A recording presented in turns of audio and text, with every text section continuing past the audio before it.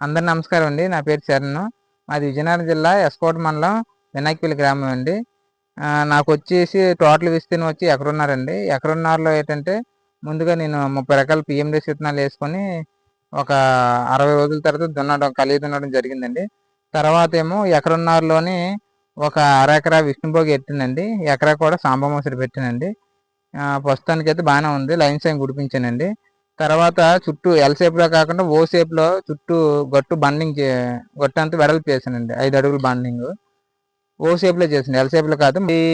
ఈ రౌండ్ షేప్లు చేసిన దాంట్లో ముఖ్యంగా మా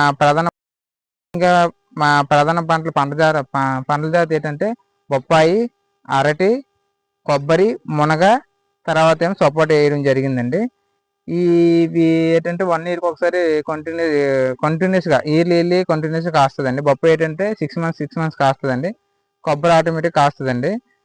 దీని తర్వాత ఏంటంటే కాయగూరలు పెట్టానండి. వంగ, మిరప, బంతి పెట్టానండి. తర్వాత తీగజాతి వచ్చి చిక్కుడు, బేర, తర్వాత కాకర పెట్టడం జరిగిందండి. ఈ మధ్యలో ఖాళీ ప్లేస్లు ఏం చేసానంటే ఆకుకూరలు వేయడం జరిగిందండి. ప్రస్తుతానికి అయితే బాగానే ఉందండి ఈల్డింగ్. బీర్ అయితే నాకున్న ఎకరున్నర ల్యాండ్లో కూడా ఫుల్ బెడ్జ్డ్గా గొట్ట అనేది 5 అడుగులు వెడల్పు చేశానండి. బీర్ అయితే రోజు తప్పించి లేదంటే 3 రోజులకు ఒకసారి కేటున్నర అవుతుందండి. మార్కెట్లో అయితే 800 రూపాయలు అమ్ముతుందండి. చిక్కుడు అయితే మట్టుగా ఒక 50 కట్టల వరకు అవుతుందండి. మొన్నటి వరకు గోంగూర, తోటకూర ఉండేదండి. ఇప్పుడు తీస్తాం ఇప్పుడు మళ్ళీ కొత్తగా వేసుకోవడం జరిగిందండి. దీని తర్వాత దీనికి ప్రజెంట్ నేను వాడిన కషాయాలు కానీ జీవామృతం కానీ ఎన్ని తెప్పులు అంటే ఇప్పుడు జీవామృతం అనేది 2 టైమ్స్ స్ప్రేయింగ్ ఇవ్వడం జరిగిందండి. క్వాలిటీ జీవామృతం.